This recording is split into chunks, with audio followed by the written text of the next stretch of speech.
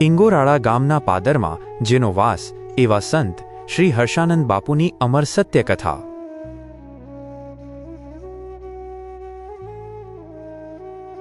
બોટાદ જિલ્લાના ગઢડા તાલુકાના ઇંગોરાળા ગામની પવિત્ર અને રૂડીધરા પર સંત શ્રી હર્ષાનંદ બાપુની ભક્તિ અને સમર્પણની અનોખી સત્યકથા આજે પણ લોકહૃદયમાં જીવંત છે।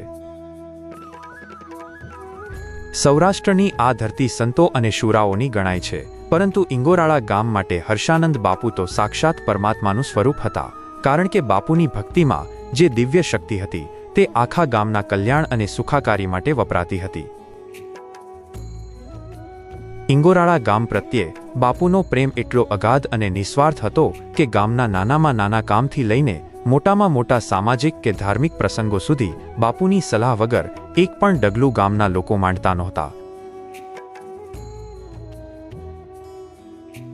ગામમાં કોઈ પણ મોટું કાર્ય કરવાનું હોય, ખેતીવાડીના પ્રશ્નો હોય કે આખા ગામમાં ધુવાડો બંધ રાખીને સમૂહ ભોજન કે જમણવાર રાખવાનો હોય, ત્યારે ગામના વડીલો અને ગ્રામજનો સૌથી પહેલા બાપુની મંજૂરી લેવા દોડી જતા અને બાપુ જે માર્ગદર્શન આપે તેને શિરોધાર્ય ગણીને કામ આગળ વધારતા હતા।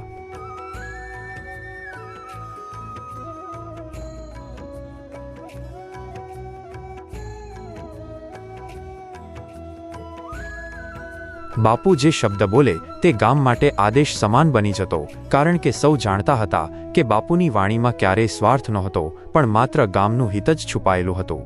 બાપુની ભક્તિ માત્ર માળા ફેરવવા પૂરતી સીમિત નહોતી, પણ ગામના દરેક ઘરના ચૂલા સળગતા રહે અને આખું ગામ એક સંપ થઈને રહે તેવી તેમની હૃદયની ભાવના હતી। માં જ્યારે પણ કોઈ મુશ્કેલી આવતી ત્યારે બાપુ પોતાની તપસ્યાના બળે ગામની રક્ષા કરતા અને લોકોના દુઃખ દૂર કરતા હતા। બાપુના સાનિધ્યમાં બેસતા જ ગમે તેવો ક્રોધિત માણસ પણ શાંત થઈ જતો અને ગામના આપસી ઝઘડાઓ ક્ષણવારમાં ઉકેલાઈ જતા હતા। સમય પસાર થતો ગયો અને બાપુની કીર્તિ ગામે ગામ પ્રસરી, પણ બાપુ તો પોતાની સાદગી અને ઇંગોરાળા ગામની સેવામાં જ મગ્ન રહ્યા। બાપુનો અંતિમ સમય જ્યારે નજીક આવ્યો ત્યારે તેમને આભાસ થઈ ગયો હતો કે હવે આ નશ્વર દેહ છોડીને પરમાત્માના ધામમાં જવાનો સમય પાકી ગયો છે। અંતિમ ક્ષણોમાં પણ બાપુના મુખ પર કોઈ વેદના નહોતી, પણ એક દિવ્ય તેજ અને સ્મિત હતો। તેમણે ગામના લોકોને પોતાની પાસે બોલાવીને છેલ્લી શિખામણ આપી કે મારા ગયા પછી પણ ગામમાં આ સંપ, ભક્તિ અને સેવાભાવ જાળવી રાખજો અને ક્યારેય ધર્મનો માર્ગ છોડશો નહીં। બાપુએ ઈશ્વરનું સ્મરણ કરતા કરતા અત્યંત શાંતિથી પોતાની દેહનો ત્યાગ કર્યો અને તે દિવસે આખું ઇંગોરાળા ગામ હિબકે ચડ્યું હતું। ગામના પ્રત્યેક ઘરે તે દિવસે ચૂલો નહોતો સળગ્યો, કારણ કે સૌએ પોતાના સાચા માર્ગદર્શક અને પિતાતુલ્ય સંત ગુમાવ્યા હતા। આજે પણ ઇંગોરાળા ગામની માટીમાં હર્ષાનંદ બાપુની સુવાસ મહેકે છે અને તેમની ગાદી પર ભક્તોની અતૂટ શ્રદ્ધા છે।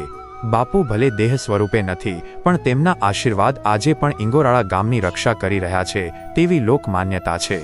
આવી પવિત્ર આત્માના ચરણોમાં કોટી કોટી વંદન।